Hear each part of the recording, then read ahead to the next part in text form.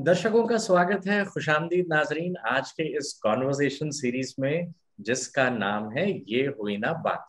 ये सीरीज में मैं आपकी मुलाकात करवाता हूँ किसी फन के माहिर, कोई प्रोफेशनल या किसी एक्सपर्ट से, और हम ऐसे टॉपिक्स पे बात करते हैं जिसका ताल्लुक हमारी पर्सनल या प्रोफेशनल लाइफ से होता है। तो आज के इस एपिसोड में मैं आपकी मुलाकात करवाने वाला हूँ एक बहुत ही खास शख्सियत से। ये एक एनआरआई है, रहते हैं हमारे पड़ोसी मुल्क में, एक ऐसी कंट्री जो बहुत ही खूबसूरत कंट्री है, लेकिन हमारे देश में और मीडिया में इस कंट्री के बारे में हमें बहुत ही कम सुनने को मिलता है। और एक हिंट अगर आपको दूं तो ये हिमालय की गोद में है। उम्मीद करता हूं आप अब तक समझ गए होंगे मैं किस कंट्री के बारे में बात कर रहा हूं। और अगर समझ नहीं आया तो एक दो हिंट्स और दे देता हूं। इस देश ने हमारे इस देश से हमारी कंट्री में कई बॉलीवुड स्टार्स भी हुए हैं, जिसमें मशहूर प्लेबैक सिंगर उदित नारायण हैं, पूर्णिमा श्रेष्ठा। और अगर अभी भी आपको हिंट नहीं मिला तो ये नाम सुनने के बाद तो आप समझ ही जाएंगे, मनीषा कोइराला। समझ गए ना? तो जी हाँ, मैं बात कर रहा हूँ नेपाल की। तो हमारे आज के एपिसोड के जो खास मेहमान हैं वो है मिस्टर अनिल थामन। मिस्टर अनिल थामन एक बहुत ही जाने माने बिजनेसमैन है नेपाल में। और उससे बड़ी बात यह है कि वो जाने जाते हैं अपनी कैलीग्राफी के लिए। इन्हें मीडिया में superstar of handwriting and calligraphy कहा जाता है।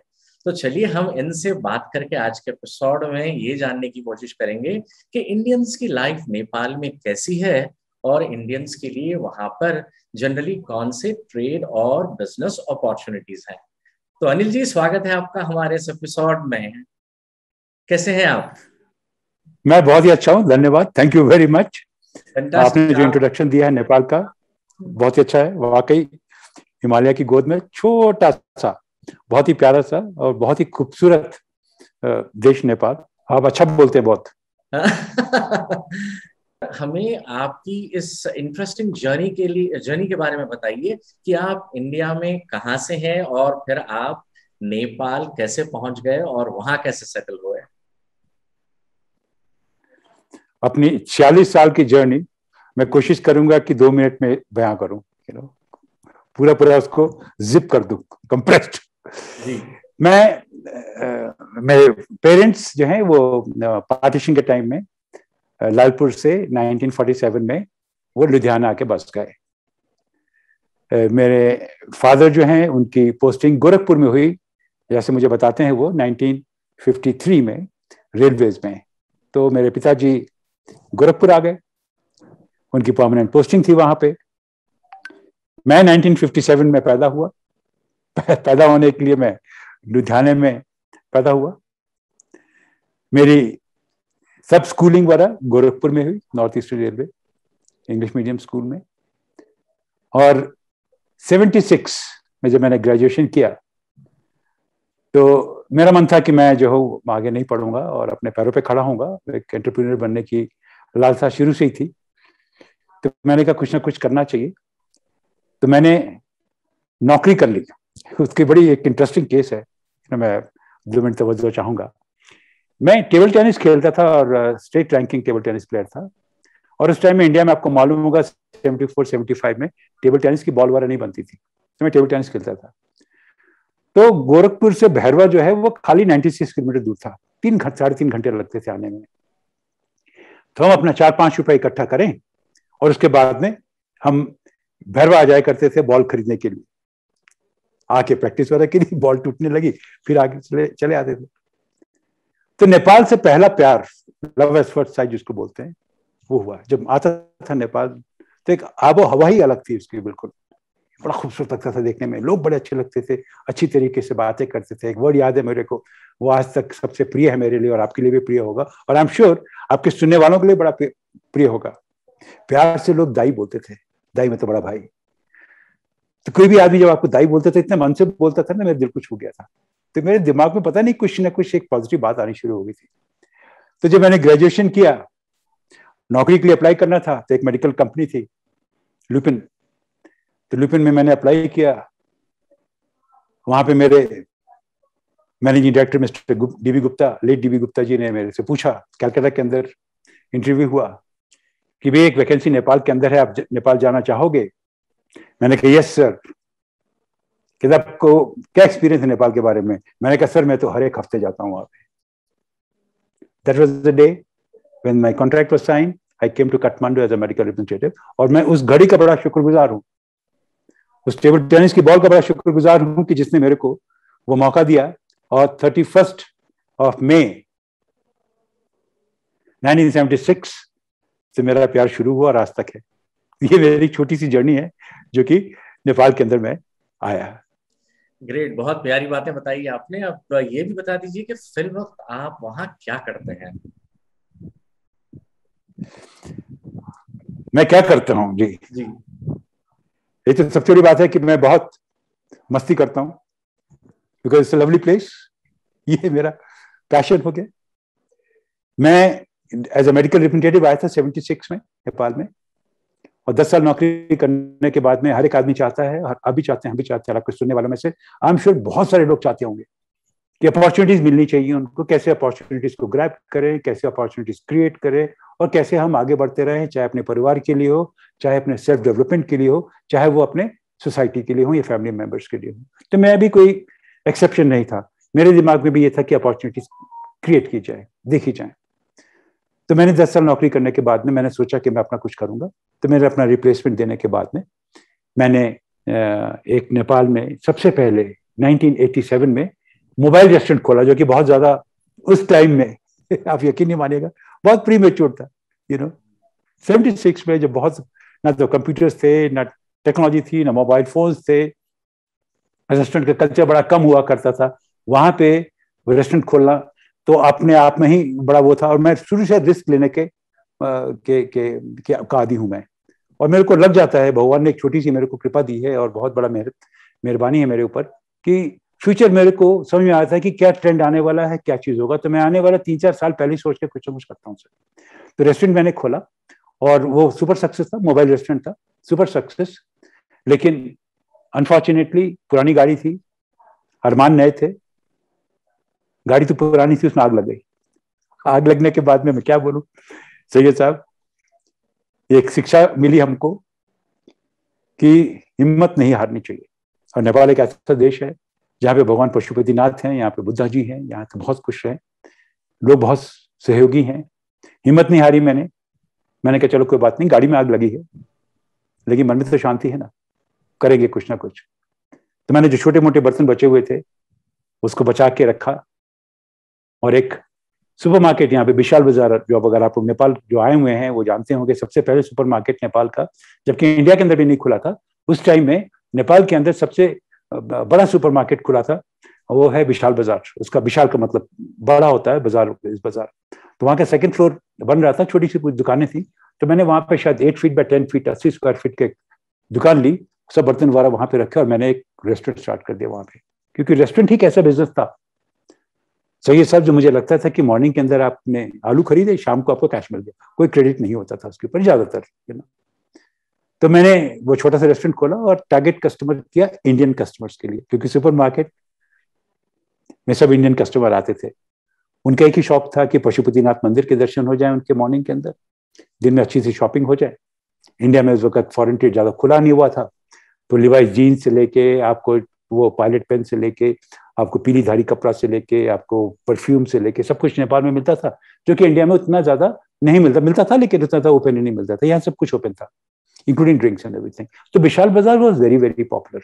तो मेरे दिमाग में था कि अगर हम विशाल बाजार के कस्टमर्स को हम टैप कर लेते हैं, जो कि इंडियन कस्टमर आते हैं वहां पे, सीजन में ज्यादा आएंगे, ऑफ सीजन में कम आएंगे, लेकिन दुकानदार सेम रहते थे। तो मेरा टारगेट था दुकानदार, और उसके बाद में जो शॉपकीपर्स, जो गेस्ट आते थे। तो बहुत अच्छा चलने लगा, एंड टचवुड वहां से एक जर्नी स्टार्ट हुई। और मैंने 3 साल करने के बाद में फिर मेरा छोटा ब्रदर आ गया, he wanted to have that restaurant. I diversified into advertising and marketing. And जैसा आपने पूछा कि आजकल मैं क्या करता हूँ, so I am very honoured and very humble to share with you that the advertising fraternity of Nepal calls me fondly as father of outdoors. Outdoor advertisement का जो स्टैंडर्ड है और जो फैसिलिटीज हैं, वो कहीं ना कहीं इस जर्नी का मैं बहुत बड़ा तो सौभाग्यशाली रहा हूँ कि मैं शुरू से ही रहा हूँ। जिस वक्त हाथ से पेंट करते थे लोग coding boards, digital technology available नहीं थी, कंप्यूटर्स नहीं हुआ करते थे, उस जनरेशन को देखा है मैंने एक स्टेप आगे बढ़ के, जब इंडिया में भी टेक्नोलॉजी नहीं थी डिजिटल प्रिंटिंग वगैरह की, उस वक्त खाली मलेशिया में थी, मैं सिंगापुर जाके सबसे पहले उस टेक्नोलॉजी के सामान लेके आया, नेपाल वालियों को, नेपाल के क्लाइंट्स को दिखाया। मैंने ह्यूमन रिसोर्सेज जो भी नेपाल के थे उनको ट्रेन कराया स्क्रीन प्रिंटिंग क्या होती है। तो ये सब चीज़ें मैंने नेपाल के अंदर करी हैं और उस जर्नी के अंदर बहुत सारे लोगों ने साथ दिया है। और टुडे जब इतना बड़ा भरोसा मेरे को मिला है इस इंडस्ट्री से कि एज फादर ऑफ आउटडोर्स, तो जिम्मेदारी भी इतनी बढ़ जाती है। तो जिम्मेदारी जब बढ़ती है तो आपको क्या करना जरूरी है सैयद साहब, आप इस बात को मानेंगे कि आपको परफॉर्म करते रहना पड़ेगा। और थोड़ा सा आपको अपना बिजनेस, तो खैर देखिए पैसे तो चाहिए कमाई करने के लिए, घर पालने के लिए, फैमिली पालने के लिए, स्टाफ पालने के लिए, लेकिन उससे हटके सोचना चाहिए कि अगर आप इंडस्ट्री को आगे बढ़ाएंगे, कॉम्पिटिटर क्रिएट करेंगे, तभी जाके आप आगे बढ़ सकते हैं। तो मेरे लिए सौभाग्य की बात है कि मैंने बहुत सारे कॉम्पिटिटर्स को सपोर्ट किया, क्रिएट किया, और आज की डेट में नेपाल की जो आउटडोर एडवर्टाइजिंग इंडस्ट्री है या इवेंट मैनेजमेंट इंडस्ट्री है, वो that is if not better, it's at par with any of the international standards. We've got all the machines over here, you've got all the very good operators, you've got very good sound system, light system, and the biggest thing is human resource. जितना मेहनत से नेपाल के लोग काम करते हैं, मिलके काम करते हैं, वो कहीं पे भी नहीं मिलेगा, यकीन मानिए। So this is what is doing. मैं आउटडोर एडवर्टाइजिंग और इवेंट मैनेजमेंट की मेरी कंपनी है, captain outdoor private limited, one of the most reputed. And then आपने जैसे बताया कि पैशन जो है अभी कैलीग्राफी का है। पिछले 3-4 साल से मुझे ये लगा कि जो हाथ है, ये हाथ में बहुत ताकत है। जी बोले प्लीज। जी, तो ये आपने बहुत ही दिलचस्प आपके जो कॉन्ट्रीब्यूशंस रहे हैं ब्रांडिंग और एडवर्टाइजमेंट्स में, वो भी बताएं। तो अब मुझे महसूस हो रहा है कि आपका जब मैंने तारुफ करवाया तो कुछ कमी रह गई थी, जो मैं आपसे माफी मांगना चाहता हूँ। तो और सर कैलीग्राफी के बारे में, हाँ ये एक ऐसा आर्ट है जो हैंड राइटिंग, जो हम तो भूल चुके हैं इसको। तो आपका इंटरेस्ट कैसे पैदा हुआ कैलीग्राफी में, और फिर आपने कॉन्टेस्ट में पार्टिसिपेट किया और आप at world level you have won the contest. तो थोड़ा इसके बारे में डिटेल्स बताएंगे। आपकी शादी हो चुकी है, आर यू मैरिड? आपके बच्चे हैं? जी है। आपके सुनने वालों के बच्चे होंगे। बच्चे बड़े प्रिय होते हैं, बच्चे ही सिखाते हैं। वो कहते हैं ना, child is a father of man. तो मेरे साथ तो बिल्कुल हुआ ही है। ये कोई कोइंसिडेंस ही था कि डॉक्टर्स की हैंडराइटिंग अच्छी नहीं होती है। मैं मेडिकल प्रोफेशन में था, मेरी हैंडराइटिंग बहुत ही बुरी थी। मेरी बेटी डॉक्टर है, उसका नाम है Arman Thaman, she is based in Bangalore, she is a dentist. आज से करीब 3.5 साल पहले मेरे एक दोस्त थे, उनकी बेटे की शादी थी मुंबई में, वहां पे गए तो उसने मेरे को छोटा सा एक पेन दे दिया। उस दिन पता नहीं क्या दिमाग में आया, मकसूद साहब, मैंने उसको वादा कर दिया कि एक दिन तेरे पापा की हैंडराइटिंग बड़ी अच्छी होगी। आपको पता है पंजाबी लोग बोल देते हैं, बोलने के बाद सोचते हैं कि यार क्या हुआ। मैंने बोलने को तो बोल दिया, लेकिन पूरा करना था क्योंकि अपनी बेटी को हम लोगों ने कमिटमेंट किया हुआ है। तो मैंने उसको कुछ सीरियसली लेना शुरू कर दिया। I started writing normal. फिर कोविड आ गया। आपको पता है कोविड के अंदर सब लोग घर में थे, कन्फाइंड थे। डिपेंडिंग ऑन द एटीट्यूड, कई लोगों ने, कई हस्बैंड्स ने वो शेफ बन गए, कोई केक बनाना शुरू कर दिया, किसी ने ये करना, एवरीबडी बिकेम समथिंग। मैंने हैंड राइटिंग को बड़ा सीरियसली ले लिया। आई स्टार्टेड डूइंग रिसर्च, बहुत सारे साइट्स पे गया। जब इच्छा होती है तो भगवान भी आगे साथ देता है, वो दरवाजे अपने आप खुलते रहते हैं। मेरे को एक साइट नजर आ गई, IAMPETH, international association of master penmen and teachers of handwriting.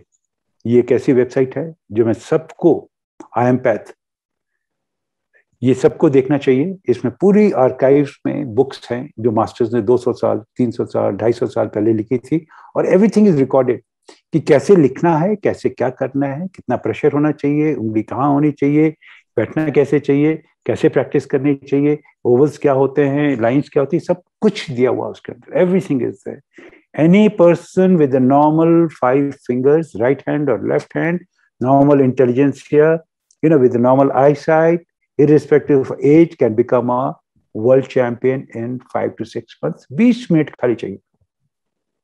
सब कुछ रेडीमेड है, सब कुछ दिया हुआ है। हमारी आपकी दादी अगर अच्छा खाना बनाती हैं तो उनका सर्टेन फॉर्मूला, उनका फॉर्मूला ही खाली आपको मिल जाएगा, अभी अच्छा खाना बना लोगे, वो फॉर्मूला ही खाली मेंटेन रखना है, फॉर्मूला सब दिया हुआ है। तो वहां से मैंने लिखना शुरू किया, अच्छा लगना शुरू हुआ।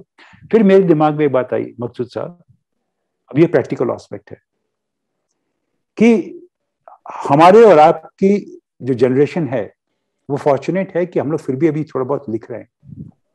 धीरे धीरे जिस हिसाब से टेक्नोलॉजी टेक ओवर कर रही है, आर्टिफिशियल इंटेलिजेंस आ गया है, कीपैड्स आ गए हैं, मेमोरीज बढ़ रही हैं, और अभी कल ही सुना है मैंने कि प्रधानमंत्री जी ने 5G लॉन्च किया है इंडिया के अंदर, तो धीरे धीरे क्या होगा कि हर एक आदमी की जो डिपेंडेंसी है वो कीबोर्ड्स पे बढ़ जाएगी।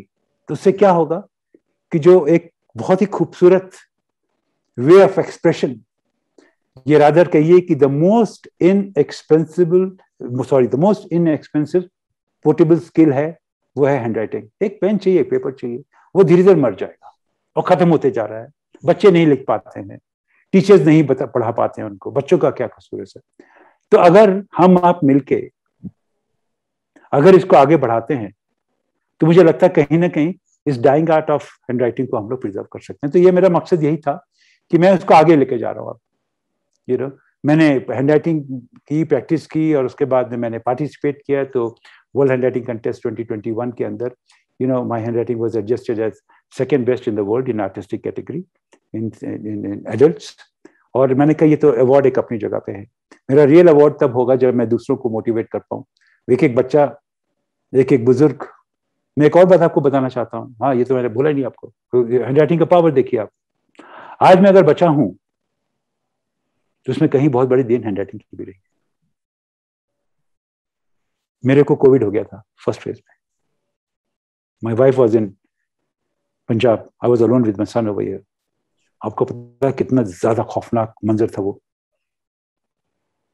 जब आपका ऑक्सीजन लेवल आपको चेक करना पड़ता था, डर लगता था, डायरिया हो जाता था, फीवर आपको इतना बढ़ गया। एक मरने का खौफ पहले बार देखा था मैंने, यकीन मानिए, और पूरी जिम्मेदारी से और पूरे दिल से बोल रहा हूं। मैं पेन उठा के, डायरी उठा के लेटा लेटा मैं लिखता रहता था घंटों घंटों घंटों घंटों घंटों घंटों घंटों घंटों। मेरे में वो आत्म शक्ति आई, डर नहीं लगा कि मैं मरूंगा, कॉन्फिडेंस आया। दवा दुआ के साथ में मैंने हैंड राइटिंग को भी जोड़ लिया है कि शायद ये एक ऐसा पैशन है जो कि आपको बिजी रखेगा, आपके मन को करेगा। और मैं आपसे रिक्वेस्ट करता हूं, और आपके सुनने वालों को जितने भी हैं, मैं रिक्वेस्ट करता हूं कि अगर आपके पास में ये स्किल है, आप यकीन मानिए कभी आप अपने आप को अकेला नहीं महसूस करेंगे। इतनी बड़ी पावर है। मैं आपका शुक्रगुजार हूं मकसूद साहब कि आपने ये टॉपिक निकाला, और बहुत इंपॉर्टेंट है। नहीं लोग इस टॉपिक पे बात करते हैं, आपने निकाला, आपके लिए मैं बहुत बहुत शुक्रिया अदा करता हूं कि आपने टॉपिक निकाला। और ये जिन जिन लोगों के पास में जाएगा वो होगा। मैं आपसे वादा करता हूं कि जो भी आपके सुनने वाले हैं उनको कोई भी टिप्स चाहिए, आप मकसूद साहब आप मेरा एड्रेस दे दीजिएगा, व्हाट्सएप कर दीजिएगा, free of cost. I will be more than happy to share the skills जो मैं इतने सालों में सीखा है, वो मैं आपके साथ में शेयर करूंगा। That's wonderful, sir. काफी इंस्पायरिंग है आपकी कहानी। तो ये एपिसोड के आखिर में मैं आपके कांटेक्ट डिटेल्स भी हमारे व्यूअर्स के लिए दे दूंगा ताकि वो आपको कांटेक्ट कर सकें, क्योंकि वक्त बहुत कम है और मेरे पास अभी और 2 सवाल बाकी है। तो थोड़ा सा मैं रफ्तार अपनी बढ़ाना चाहूंगा यहाँ पर। बढ़ाइए सर, ये बताइए कि इंडियंस के लिए क्या आज नेपाल में कोई अच्छे ट्रेड या बिजनेस अपॉर्चुनिटीज हैं?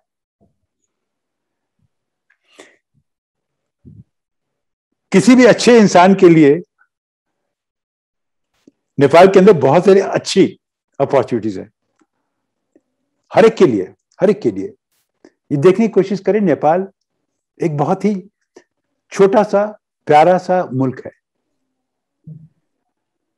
यह बहुत सारे, और it's a very good learning place. आप हिस्ट्री देखें, जो जो लोग सक्सेसफुल हुए हैं वो ऐसे एंटरप्रेन्योर्स हैं जिन्होंने मेहनत करके एक विजन से लेके आके अपने ऊपर विश्वास रखा, थोड़ा सा रिस्क लेके काम किया है। Tourism sector is still unexploited, number one.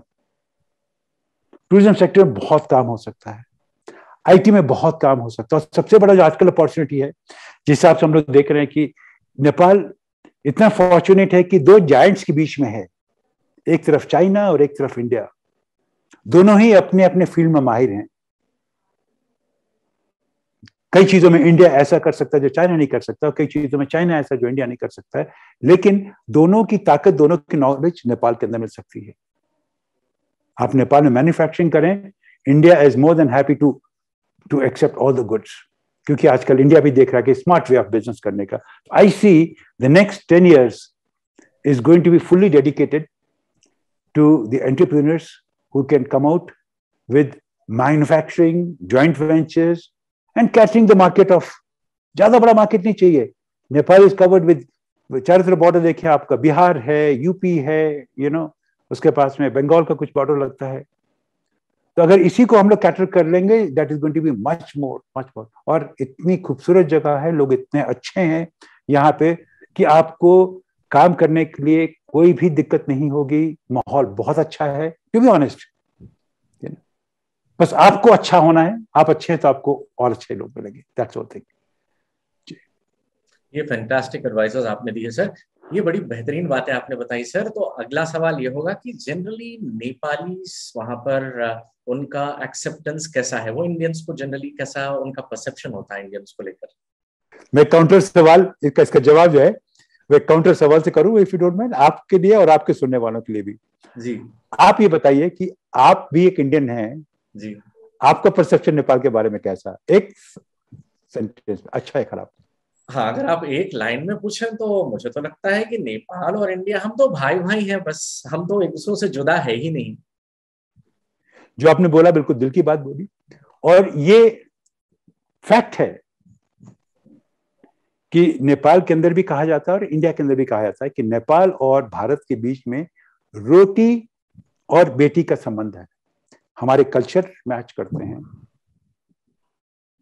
हमारे हैबिट्स मैच करती हैं, हमारे संस्कार मैच करते हैं। मैं आपसे कई ऐसी बातें बताऊंगा जो शायद बहुत सारे कम लोगों को पता। देखिए, मुझे तो 46 साल हो गए और मैं दिल से बता रहा हूं आपको, मैंने वो ऑटोक्रेसी भी देखी है, मैंने डेमोक्रेसी भी देखी है, मैंने मॉइज्म भी देखा है, मैंने मल्टी पार्टी रूल भी देखा है, मैंने सब कुछ देखा है। एक चीज जो बहुत कम लोगों को मालूम है, एक चीज कि आज भी बुद्धा के देश में शांति, बुद्धा के देश में प्यार, बुद्धा के देश में अमन। आपको शायद मैं एक बात बताने की कोशिश कर रहा हूं कि इसका आंसर इसी से मिल जाएगा। एक पर्टिकुलर नेपाली की फैमिली जो होती है, चाहे मेल हो चाहे फीमेल हो, बहुत गॉड फेयरिंग होता है, वो बहुत कल्चर्ड है, बहुत संस्कारी है। दिस इज गॉड, ये उनके कल्चर में है। Perception about India is amazing.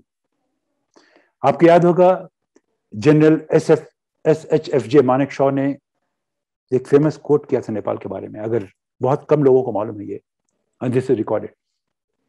Manekshaw ने कहा, his word said, if a person is saying that he is not afraid of death, either he is a liar or he is a Gorkha Nepali. तो बिल्कुल प्यार है, अमन है, और बॉर्डर तो खाली एक नाम का है, ना तो वीजा चाहिए आपको, ना कुछ चाहिए। देखिए, आप इसी से समझ जाइए ना कि दोनों कंट्री के बीच में कितना प्यार है। अगर कोई भी रिस्ट्रिक्शन होती तो गवर्नमेंट पहले इशू करती। अगर मीडिया का बस चले तो मीडिया तो शायद पासपोर्ट के लिए पता नहीं क्या क्या चीजें करना शुरू कर दे। तो गवर्नमेंट समझती है कि दोनों देशों के बीच में कोई भी कुछ नहीं है, सब वैसे ही हैं, सब अच्छे हैं, एक दूसरे के बीच में आना जाना लगा रहता है, सो दैट इज व्हाट। बहुत अमन है, बहुत प्यार है, बहुत अपॉर्चुनिटीज हैं। मैं आपसे एक सवाल यह करना चाहता हूं, मीडिया का बहुत बड़ा रोल होता है, लोगों का बहुत बड़ा रोल होता है एक ब्रिज बनने के लिए। आप और हम दोनों एक ही नाव पे हैं। मैं इंडिया में हूं, सॉरी मैं नेपाल में हूं, आप इंडिया के अंदर हैं, दोनों के अंदर एक खून है इंडिया का। हमारे लिए कर्म भूमि भी इतनी इंपॉर्टेंट है जितनी जन्मभूमि, दोनों ही इंपॉर्टेंट है, और आपके लिए भी वही, दोनों के लिए सेम चीज है।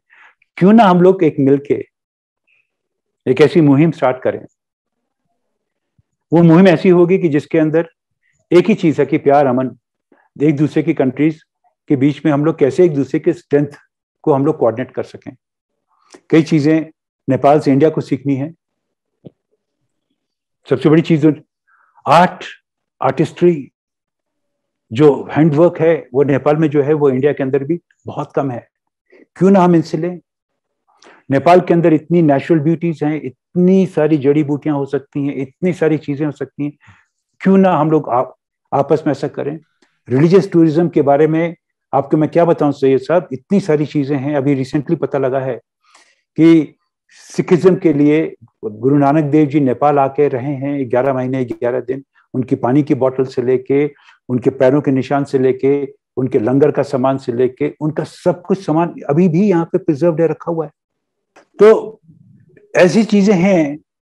जनकपुर, मां सीता की नगरी, अयोध्या, रामचंद्र जी, तो वो रिश्ता तो हिस्टोरिकल है, उसको नहीं छोड़ सकते। पॉलिटिशियंस, मीडिया नहीं दूर कर सकते हैं। खाली यही है कि हम लोग जैसे लोग, आप जैसे जो लोग हैं जो कि प्यार करते हैं एक दूसरे कंट्री को, उसकी अच्छी बातें निकाल के क्लैरिफाई करके आगे बढ़ सकते हैं। तो ये सब चीजों के लिए मैं यहाँ पे हूँ, और मैं उन तमाम आपके सुनने वालों को, देखने वालों को मैं इनवाइट करता हूँ कि नेपाल आए। It's a land of opportunity. आपके पास में जो है वो यहाँ पे ज्ञान दें, हम लोग के पास में जो ज्ञान है आपके लिए है। आपकी जरूरत हम लोग को, आप यहाँ पे आए, हम लोग की जरूरत नेपाल के इंडिया में, तो हम लोग जाएंगे वहां पे। So this is more like family, कि एक भाई इंडिया में है तो एक भाई नेपाल के अंदर है। फादर अगर इंडिया में है तो मदर नेपाल में, या ये फादर नेपाल में है तो मदर इंडिया के अंदर है। ये दोनों भाई, कभी कभी होता है ना कि आपके दो बच्चे हैं, और जब बच्चे छोटे होते हैं तो पापा नेपाल में रहेंगे, मम्मा इंडिया में रहेंगी, वो तो बांट के ही काम होता है जी। तो देश के अंदर, बिजनेस के अंदर, कम्युनिटी के अंदर ऐसा ही करना है। हम दोनों जुदा नहीं हैं, हम दोनों भाई हैं। हम लोग एक दूसरे के साथ में ही आगे बढ़ सकते हैं, and there is no second thought about it. India जो थर्ड, ये मेरा प्रेडिक्शन है sir, India third economy of the world तभी हो सकती है जब उनके नेबर्स स्ट्रांग होंगे, जब अपने नेबर्स को इंपावर करेंगे, चाहे वो इंडिया हो, चाहे वो नेपाल हो, चाहे वो बांग्लादेश हो, चाहे वो म्यांमार हो, चाहे जो भी हो आसपास के, नेपाल को सपोर्ट करेंगे, नेपाल इंडिया को सपोर्ट करेगा, मिलके तभी जाके इकोनॉमी आगे बढ़ सकती है। I am sure third biggest economy जो प्लान कर रहे हैं मोदी साहब या इंडिया नेक्स्ट 5-10 ईयर्स के अंदर, उसमें नेपाल बिल्कुल आगे बढ़ेगा, और इंडिया को सहयोग करेगा, इंडिया नेपाल को सहयोग करेगा। अनिल जी फैंटास्टिक, बहुत ही बढ़िया रहा आपसे ये बातचीत का एपिसोड। भाई अगला कदम तो उठाना जरूरी है, क्योंकि अभी तक तो बातें हो गई हैं, और जैसा कि आपका चैनल भी बोलता है अगला कदम, जब तक अगला कदम नहीं हम लोग उठाएंगे तब तक बातें वहीं की वहीं रह जाएंगी। तो मैं आपसे इजाजत चाहूंगा अगला कदम उठाने के लिए। अगला कदम ये है कि आप मेरा कॉन्टैक्ट डिटेल शेयर कर दें उन तमाम लोगों से जो आपके व्यूअर्स हैं, जो कि नेपाल के बारे में जानना चाहते हैं, पहचानना चाहते हैं, आना चाहते हैं, मोस्ट वेलकम। और मेरे से जो कुछ भी होगा, जो भी सही इंफॉर्मेशन है, जो भी सही असिस्टेंस है, वो उनको दिया जाएगा। Not only me, entire Nepal community will be doing it, ये मेरा वायदा है आपसे। दूसरा, लास्ट में ये बोलना चाहूँगा कि मैं उस एक शख्स के बारे में बोलना चाहूँगा जिसकी वजह से हमारी आपकी मुलाकात हुई। वो नहीं होते तो शायद हमारी आपकी मुलाकात नहीं होती, तो ये मानस चक्रवर्ती, आप जहाँ पे भी हो, आपका कंट्रीब्यूशन मुझे याद है, वो 10 रुपए आपने दिए थे 1976 में, जब मैं रेलवे स्टेशन पे ठहरा था आपके पास में अपने इंटरव्यू के लिए, और मेरी पॉकेट मार दी गई थी। वो अगर पॉकेट आपसे 10 रुपए नहीं मिलते तो मैं वापस नहीं आ पाता, और शायद मैं अगला कदम नहीं उठा पाता, और सैयद साहब से मुलाकात नहीं होती। अब जहाँ पे भी रहें, जहाँ पे भी हैं, खुश रहें, और ऐसे लोगों की मदद करते रहें। And very nice talking to you Syed Maqsood साहब।